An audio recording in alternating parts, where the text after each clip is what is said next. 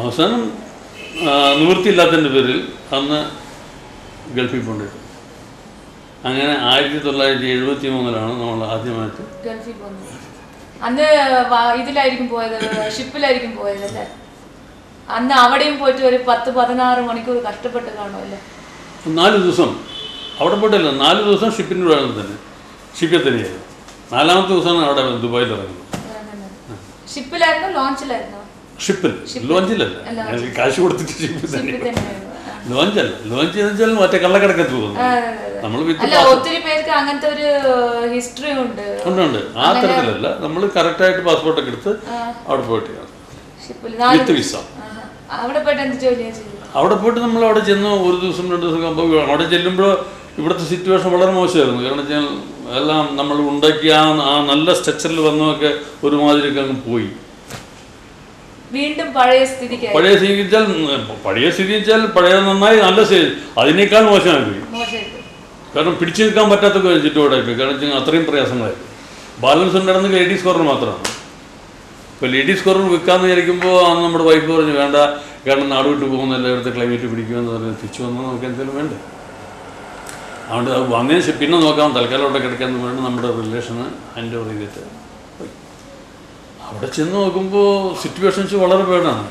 അവിടെ ചെന്നു അപ്പോൾ ഇവിടെ വളരെ ബുദ്ധിമുട്ടിലാണ് നമ്മുടെ വൈഫും നമ്മുടെ കുട്ടികളും നമ്മുടെ വീട്. പക്ഷെ നമ്മുടെ മറ്റുള്ള കാര്യങ്ങളൊന്നും ആർക്കും വിട്ടുകൊടുക്കാൻ തരുമ്പോൾ ആർക്കും അറിയില്ല എങ്ങനെയാണ് ഇവർ ജീവിക്കുന്നത്, എന്താണ് ഇവര് സ്വന്തം ഫാമിലി തന്നെ എല്ലാം മെയിൻറ്റെയിൻ ചെയ്ത് നമ്മളെന്നെ പറയാ. അങ്ങനെ അവിടെ ചെന്ന് സെക്കൻഡ് ഡേ ചുമ്മാ ഒരു വിസിറ്റ് ചെയ്തിട്ട് അവിടെ പോയിക്കൊണ്ട് എങ്ങനെയുണ്ട് ദുബായ് ദുബായ് എന്ന് പറഞ്ഞാൽ ഒന്നുമില്ലെന്ന്, വെറും കുറേ ലാഞ്ചിയും കുറേ കുടയോരങ്ങളും മറ്റും മാത്രം വേറെ ഒന്നുമില്ല. അങ്ങനെ ചോദിക്കുമ്പോൾ അവിടെ ഒരു മലയാളി ഉണ്ട് ഒരു കമ്പനിയിൽ. അയാൾ ചോദിച്ച് നിങ്ങളെന്താണ് നോക്കുന്നത്? ഞാൻ പറഞ്ഞു ഞാൻ നാട്ടിൽ നിന്ന് വന്നാണ്, വല്ല ജോലി സാധ്യത ഉണ്ടോ നോക്കാൻ പറഞ്ഞു. അപ്പോൾ നിങ്ങളുടെ ക്വാളിഫിക്കേഷൻ കാരണം ഞാൻ പറഞ്ഞു ഇന്ന മാറ്റി ഞാൻ ഡിപ്ലോമ എഞ്ചിനീയറിംഗ് ഉണ്ട്, ഇലക്ട്രിക്കൽ, അങ്ങനെയുണ്ട്, ഇവിടെ വേക്കൻസി ഉണ്ട്, ഇനി നിങ്ങൾ അപ്ലൈ ചെയ്താൽ. ഇൻ്റർനാഷണൽ മറൈൻ എന്ന് പറഞ്ഞിട്ട് ഒരു കമ്പനിയിൽ ഒരു മലയാളിയായിരുന്നു അവിടുത്തെ സെക്യൂരിറ്റി ഓഫീസറാണ്, അവിടെ ഇൻട്രീസ്. ഞാൻ പറഞ്ഞു ശരി, പിറ്റേഴ്സ് നല്ല ആപ്ലിക്കേഷൻ കൊടുത്തു. അങ്ങനെ 6 മാസം കഴിയുമ്പോൾ ആ ജോലി പോയി, പിന്നെ വിത്തൗട്ട് ജോലി. ഈ 6 മാസം നമ്മുടെ ആ ഹാപ്പി പീരീഡൊക്കെ തീർന്നു. പിന്നെയും കഷ്ടത്തിലേക്കായി പോയെന്ന് കഴിഞ്ഞാൽ നമ്മുടെ ബുദ്ധിമുട്ട് വന്നു. അപ്പോൾ ഫ്രണ്ട്സൊക്കെ ഉണ്ട്. അന്ന് കാശിനോ മരിച്ചിങ്ങനെ ചാപ്പാടിനൊന്നും ബുദ്ധിമുട്ടില്ല, എവരിത്തിങ് ഇല്ല. പക്ഷെ എന്നാലും എനിക്കൊരു മനസ്സിന് പ്രയാസം. കാരണം നമ്മൾ ഡേ ബൈ ഡേ ഓരോ ദിവസം പോകുന്നു, നമ്മൾ നഷ്ടത്തിലേക്കല്ലേ പോകുന്നത് എന്നുള്ളൊരു തോന്നൽ. പക്ഷേ അങ്ങനെ പോയിക്കൊണ്ടിരുന്നു. പക്ഷേ ഈ അന്ന് ഫ്രണ്ട്സ് സർക്കിളൊക്കെ നമ്മൾ വളരെ അന്നും ഫ്രണ്ട്സാണ് നമ്മളെ ഏറ്റവും കൂടുതൽ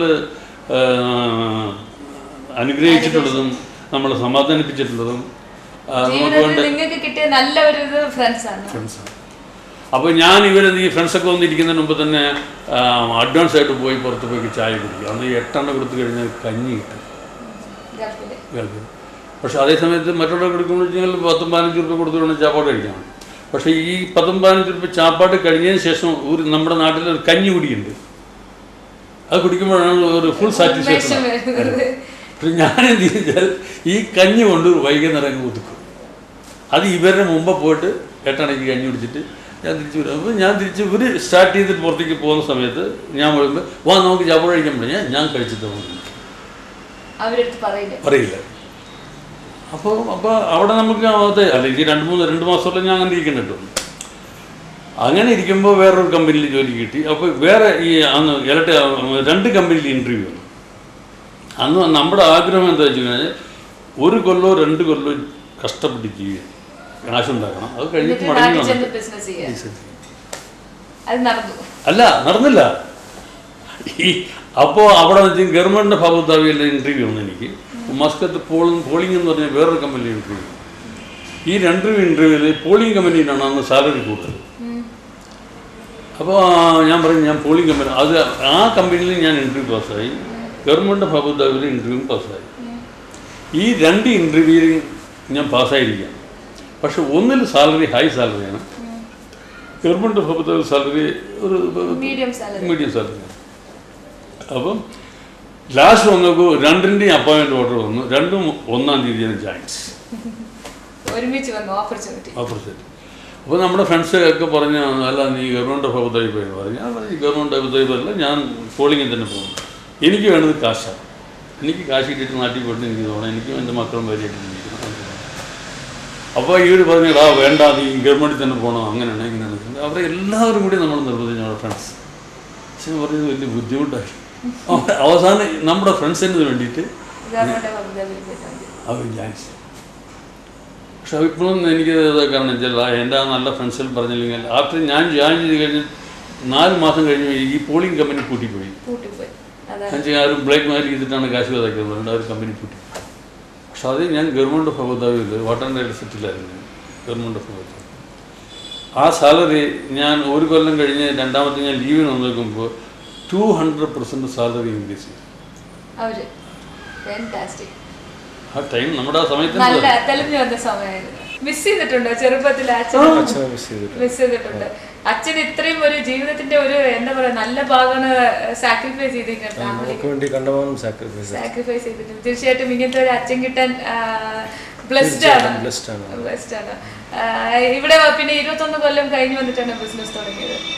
21 കൊല്ലത്തിനടിക്ക് അതിനടിക്ക് ഞാൻ ഇവൻ എഞ്ചിനീയറിംഗ് ചേർത്തു ഇവിടെ തന്നെ ബാംഗ്ലൂരിൽ തന്നെ.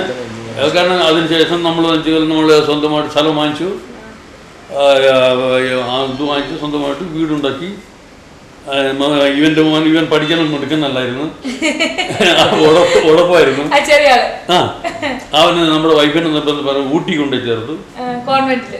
ഊട്ടിയിലാണ് പഠിപ്പിച്ചത്. അല്ലെങ്കിൽ ഒന്നും ഈ പറഞ്ഞ ഇന്ന് സുനിൽ എന്ന് പറഞ്ഞു കഴിഞ്ഞാൽ വലിയ ഇവിടുത്തെ ഫേമസ് ആണ് എല്ലാവർക്കും പറഞ്ഞാൽ. പക്ഷെ അതിനൊക്കെ വർദ്ധിച്ചാൽ കുട്ടി കൊണ്ട് അവൻ്റെ അമ്മയുടെ ഇതുകൊണ്ടാണ്. കാരണം എന്ന് വരുന്ന കാലത്ത് അയ്യോ എൻ്റെ മേനൊന്നും ആയില്ല, അവൻ അങ്ങനെയാണ് കുഴപ്പമാണ്. ഇവൻ നാരായണ ഗുരുസ്വാമിയിലും ഇവിടുത്തെ വലിയ ആക്റ്റീവിലും അവിടുത്തെ പ്രസിഡന്റ് സെക്രട്ടറി അവിടെ പോവുകയൊക്കെയാണ്. പക്ഷെ ഇവൻ എന്തെങ്കിലും ചെയ്തേ പറ്റുമെന്നും പറഞ്ഞിട്ട് അമ്മയുടെ ആഗ്രഹം കൊണ്ട് ഊട്ടി കൊണ്ടുവിട്ടു. ഫസ്റ്റ് തുടങ്ങിയത് കൃഷ്ണ ഹൗസ് എന്റർപ്രൈസസ് ആണ്. എന്റർപ്രൈസസ് ഒരു കൺസ്ട്രക്ഷൻ കമ്പനിയായിട്ട് ഞങ്ങൾ സ്വന്തമായിട്ട് തുടങ്ങി. അവിടെ നിന്ന് കുറേ റെഗുലർ കോൺട്രാക്ട്സ് ഒക്കെ ഞങ്ങൾ ചെയ്തു. അത് കഴിഞ്ഞതിന് ശേഷം we slowly started ceramic division.